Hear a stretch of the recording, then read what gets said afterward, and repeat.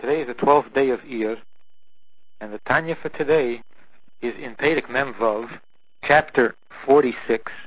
We're on Daf Samach Vav Amud Aleph, towards the bottom of the page, and the number at the bottom of the page is 246. In the beginning of Perek Mem Vav, the Alter Rebbe introduces another way of approaching the love and fear of God, which is an easy and accessible way to all people, and it is very, very close, and that is to reflect back the love that God has for us, a reciprocal love. And this is a natural thing in the nature of the human being, that when one loves the other reflects back that love, even though he doesn't consciously know of the love of the first person to him.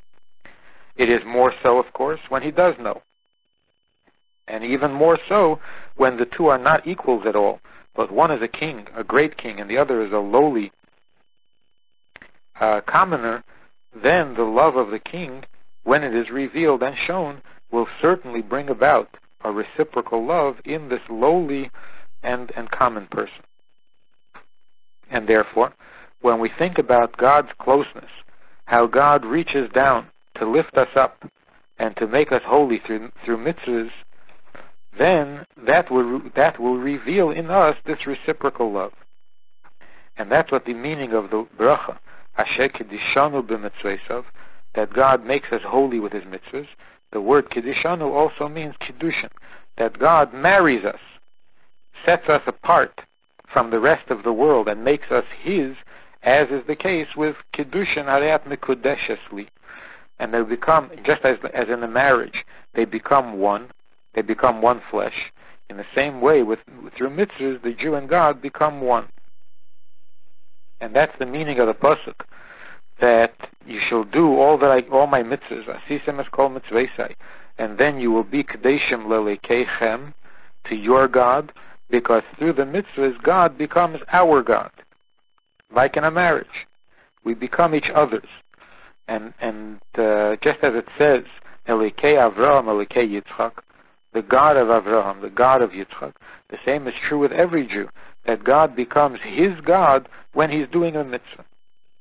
And even though the person doesn't feel this, the person who's doing the mitzvah doesn't feel this intimacy that the mitzvah brings, but that's only because the body is coarse and mundane and therefore blocks out the presence of God. Unlike by the Oves, by the patriarchs, where their body was refined, and therefore they were able to see this oneness and this intimacy. Whereas by us, we don't see it.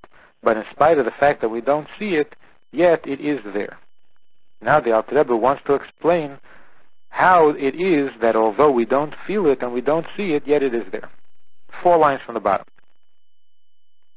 And this is what Osaf said in Tilim. Osaf is one of the contributors to Tilim. Beruach HaKodesh, he said this with Ruach HaKodesh, Ba'ad Kol Knesset Yisrael Shebegeilo, on behalf of all Jews who will be in Golus. Osaf himself was not in Golus, lived in the times of the Beis HaMikdash, but he was speaking on behalf of Jews who will live in Golus, in a time when the darkness was much greater and the presence and the oneness with God in the act of the mitzvah is not felt at all. Whereas in the time of the Beis HaMikdash, it must have been felt to some degree. And although Osaf was not a Navi, the Rebbe Shlita points out that although Osaf was not a Navi, yet he did have Ruach HaKodesh and therefore was able to speak and describe speak about and describe the Jews who will be in a future time, in the times of Golus. And the pasuk is, Va'ani bar v'loi edar, v'hamei sayisi imoch, va'ani tamid imoch. I am devoid of knowledge. I don't know. Like an animal, I am with you, and I am always with you. So the simple meaning is that Asaf is talking about himself. And he's talking about the inability to understand God's justice, why the wicked prosper, and so on. But the Alter Rebbe explains it on a deeper level. Kleimar, it means she'af al pi shani kebehema b'hiyesi imoch, that although that I am like an animal, when I am with you, meaning to say during the act of a mitzvah, when a person is doing a mitzvah, he is with God, he becomes one with God, and even then he says, I am like an animal, even when I'm with you. I don't feel that I am with you, like an animal that doesn't sense and doesn't have the sensitivity to understand what's going on. V'loi eida v'loi argish, I don't know, meaning to say I don't feel. Das means feeling. I don't feel benafshi yichud zeh, I don't feel in myself this oneness that comes through the act of the mitzvah. If I did feel it, then shetipel aleha imosav apachad tchilo, then the first thing that would happen is that my soul would be overcome with a fear and with a trembling. V'achakach, and then following this fear, there would be a feeling of ahava rabba b'tainugim, there would be a feeling of great love, of pleasurable love, or a lower level, or a different level of love, kizish be'esh, or a love that is like a flaming fire. The love results from the contemplation, from the das. Depending on what the das is, that's what kind of a love it produces. If the person is thinking and recognizing God's closeness, then the result is a love that is pleasurable, a love that comes from closeness. If he is thinking about how God's love transcends and is greater and is wondrous and so on, then he will be overcome with a love like a burning fire. Because the distance that he senses between himself and God makes the love a stormy one. Whereas if he senses a closeness and not a distance, then the love is a pleasant, pleasurable one, ava b'tainugi. So if he had the das, if he felt the oneness of God that results from the mitzvah, then he would be overcome with a fear, which would eventually become love on one of the two levels. Kimidas hatzadikim, as it is in the experience of the tzadikim, when they do a mitzvah, shenizdache chumram, their body is refined and sensitive, and therefore doesn't block out the awareness and the feeling of God's oneness, and therefore they do respond in the act of the mitzvah with a love and a fear, or a fear and a love. Ukenoida, and as we know that the emotion, the love and the fear, depends on the das, because das, hu lashon hargosha b'nefesh, das means a feeling in the soul, not only an awareness, because a person obviously knows. Once he's learned Tanya, for example, he now knows that in the act of a mitzvah, there is a oneness, there is an intimacy that is created between himself and God, so now he knows that it's there, and yet he doesn't feel it, because das means more than knowing. Das means feeling, sensing. And in that feeling, there are the origins, the beginnings of both chesed and gvura. Chesed is love, and gvura is fear.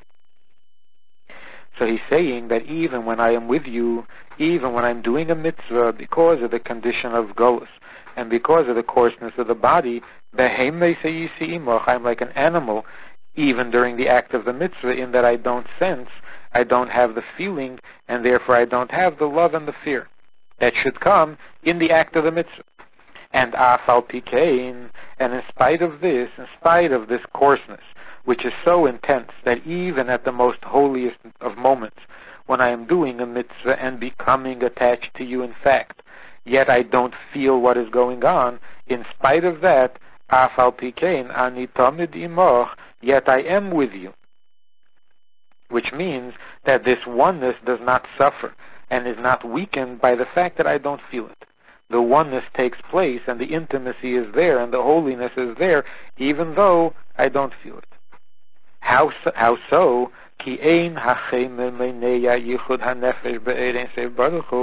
Because the coarseness of the world, the coarseness of the body, cannot prevent God from connecting with the soul and becoming one. Why? Because God is Mimala Kol Almin, because God fills all the worlds. So usually we speak about God filling all the worlds as being a statement about God's greatness,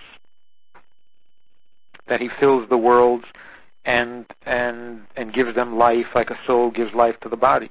Here we're emphasizing a different point.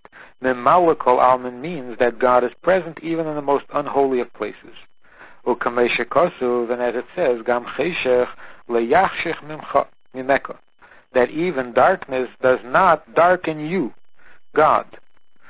So even in a place of darkness, and the darkness means that the person doing the mitzvah doesn't feel the mitzvah, yet even in such a place, the darkness does not affect God. God's presence is there, and in a revealed state, just as it is any other place. In a higher place, in a place of light, because He is memale kol almin. God fills all the world, the highest world as well as the lowest world. And therefore, even in this person who is so coarse that he doesn't feel the significance of the mitzvah and the intimacy that is creating between himself and God, yet the intimacy is there from God's perspective, because the darkness does not affect God, it affects only the person. And with this we'll understand another thing that needs explanation. We'll say it orally first, and then we'll learn the words. The fact that there are certain punishments for violating certain sins, and the punishment is equal for the tzaddik as well as for the lowest of the low, needs an explanation. The punishment comes for the violation of holiness. For example, you come into a place of holiness and you don't act appropriately. There's a desecration there, and for that desecration there's a punishment. But a person who never comes into a place of holiness, no matter how he behaves, he really should not be as guilty or as punishable as the person who does go in a place of holiness. Therefore, when it comes to example violating Shabbos, on Shabbos the world is holier than during the week, and therefore the behavior has to change accordingly. During the week, certain things are appropriate, but on Shabbos, because of the additional holiness, certain acts are no longer appropriate, are inappropriate. The same is true with Pesach, for example, that the foods that are permissible during the year, but on Pesach, because of the special holiness and significance of the day of Pesach, the chametz is prohibited. It's inappropriate. But the person who has no feeling of holiness, who doesn't sense the holiness of Shabbos, who doesn't sense the holiness of Pesach, when he works on Shabbos, God forbid, or eats chametz on Pesach, God forbid, why should he be as punishable? Why should he be punished with the same degree, to the same severity, as the person who does feel Shabbos and feels Pesach? You would think that where the feeling exists, there is holiness, and therefore the holiness demands the improved or higher standard of behavior. But where the holiness is not felt, and therefore there's nothing there to violate or to desecrate, so if the lowest of the low, if the ignoramus, the coarse person, works on Shabbos, which holiness is he violating? What is he desecrating here? There seemingly is no holiness present in his life to be desecrating. So why is he punished to the same degree? And although we could say that to some degree everybody feels Shabbos, but then if everybody feels it to different degrees, then the punishment should vary in degree from person to person. And yet we find that it doesn't. But now that the Alter Rebbe has explained that although the person doesn't feel the holiness that comes from the mitzvah, or from Shabbos, or from Pesach, but that's only from his perspective. In reality, in other words, from God's perspective, God connects to the Jew through the mitzvah, even when the Jew does not feel it and does not sense it because of his own coarseness. Even in a place of darkness, God fills that place. Let's learn the words inside. Uvazeh yuvan, and with this we'll understand Chaymer Einish Iser Melacha B'Shabbosis V'Chametz B'Pesach. We'll understand the severity of the punishment for working on Shabbos, for eating chametz on Pesach, Hashove L'Chol Nefesh, where the punishment is equal in all people. Lefi, the reason being She'af B'Nefesh Bur V'Am Ha'aretz, because even in the soul, in the nefesh of the ignoramus, of the coarse person, Kedushas Shabbos V'Yom Tov, the holiness of Shabbos and Yom Tov illuminates there as well and is present there, and therefore nidain benafshe b'kodesh v'skila, he is therefore punished with either kodesh for eating chametz on Pesach or skila for working on Shabbos, al chilul kedusha zu, because he is desecrating this holiness that is present within him. And although he is not aware of that holiness, and that might lead us to think that it isn't present, but the fact is that it is there in spite of his own insensitivity. That's as far as the Torah is concerned.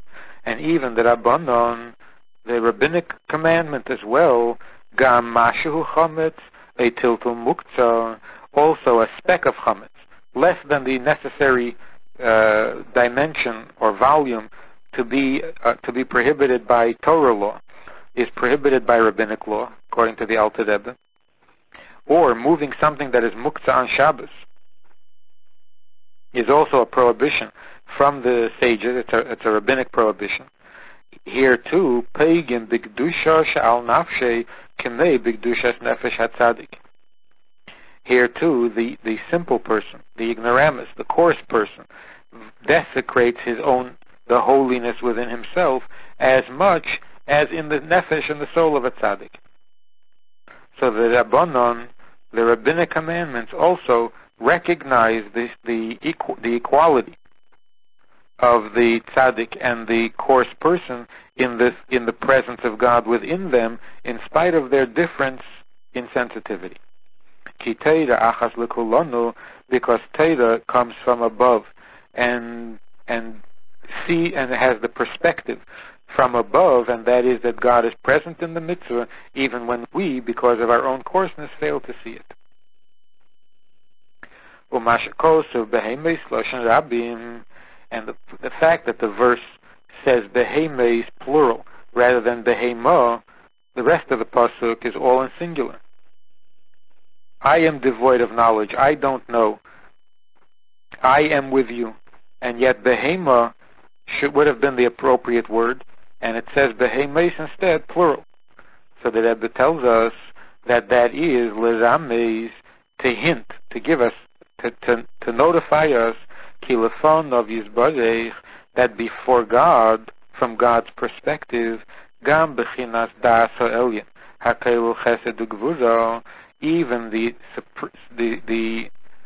divine das, the das above in the divine attributes, in the sfiris, which produces chesed and gvura, love and fear, nidma ki behemes v'asiya gufnis legabi ein seif, is considered like an animal and like a physical act relative to God.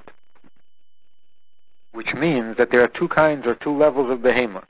There is the behema that is the coarse person who, for lack of das, does not sense and is not aware of the holiness taking place within himself. But the reason that the pasuk uses the plural behemes is to let us know that even on the highest level of das, where there is das, in fact, the divine attribute of das, that too is called behema. That too is totally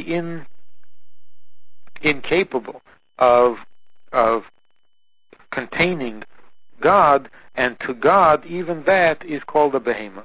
Even the level of das above in the divine attributes is not only like an animal, but it's also like a physical act, which is even lower than an animal. And with this, the Alter Rebbe helps us understand how it is that even though a person is so coarse that he doesn't feel the godliness in him, yet God is not affected by that, and God is as present in him as he is in the tzaddik. One might think that godliness and the presence of godliness depends on the quality of the vessel. That the more refined the vessel is, the more appropriate it is to receive God, and therefore, being adequate for godliness, godliness can be there and therefore is there. Whereas where the vessel is inadequate, where the keli is not appropriate, there God can't be. If that were the case, then the person who is a tzaddik and is sensitive and recognizes the presence of God, that would be a keli, an appropriate vessel for God. That would be an adequate place for God, and therefore God would be there. But in the coarse person who doesn't feel, who is not sensitive, he is therefore not an appropriate vessel for God, is an inadequate place for God, and therefore God would not be there. Here the Alter Rebbe tells us that in the word behemoth, in using the plural, the pasuk is showing us that the reason that God can be present in the coarse person as much as he is in the tzaddik is because the truth is that das itself, even the highest and holiest level of das, is not an adequate place or an adequate vessel for God. Because God transcends the das infinitely, as much as he transcends the lack of das. So the presence of das is not a condition for God's presence. It is only a condition for the awareness of the receiver, of the created being, who is receiving godliness.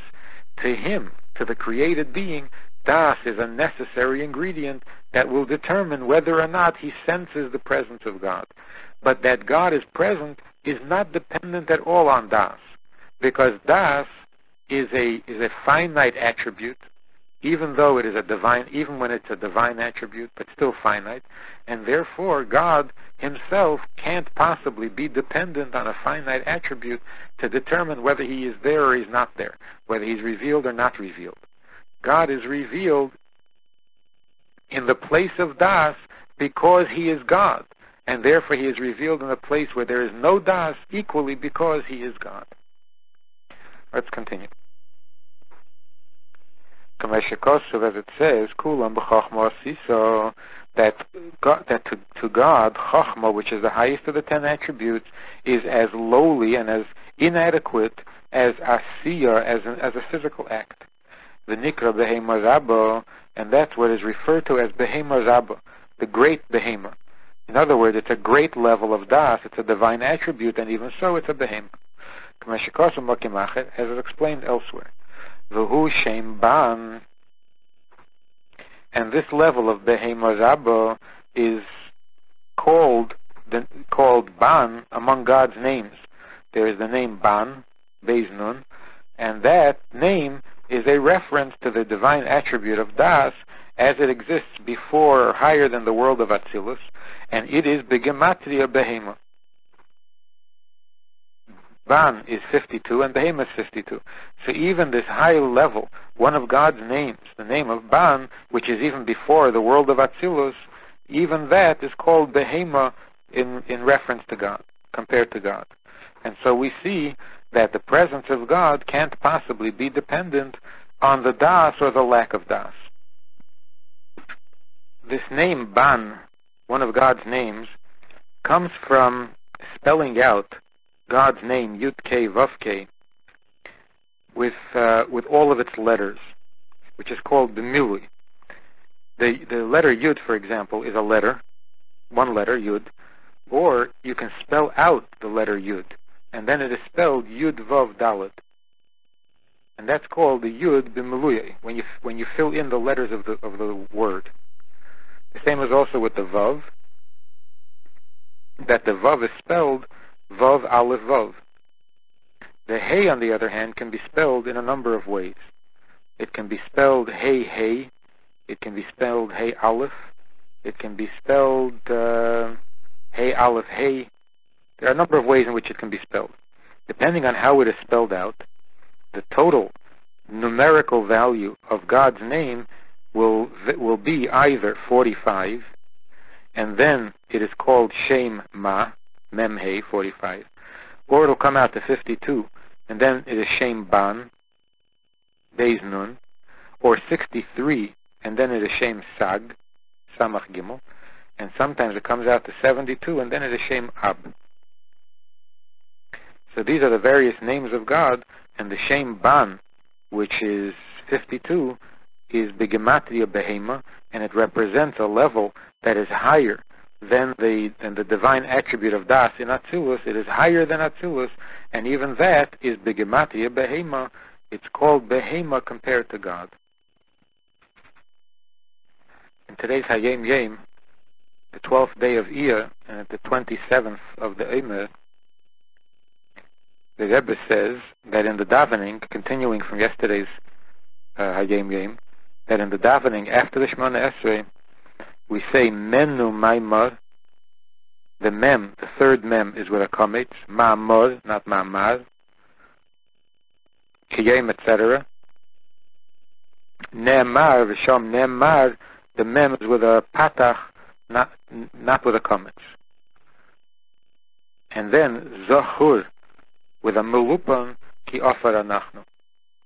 The significance of the proper pronunciation, whether it's a kametz or a patach or a melupan or a tzedei and so on, is first of all that you have to say the words correctly, alpi digduk, grammatical reasons.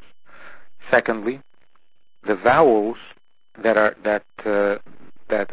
used in the Torah are part of the 600,000 letters of the Torah. It says that a Sefer Torah has 600,000 letters, when in fact it has something over 300,000. It's because the vowels that are not written but are pronounced, they too are counted as part of the 600,000 letters of Torah. So the vowels are a very important part of Torah. Another thing is that al pi Kabbalah, the difference between the vowels is very significant, because the vowels represent various attributes of the divine attributes. Kamet is chesed and patach is gevura and so on. Now going back to the Hayom Yom, he goes on to say unitaltani, the tes is with a patach, the lamed is with a shva, and the taf is with a dot. It's a taf, not a saf, and a patach under it, nitaltani. And then in the Ma'ariv, we say the avoscha loy sosur, and we don't say al tosir, as it is in some other nusach. But in our nusach it is the avoscha loy sosur.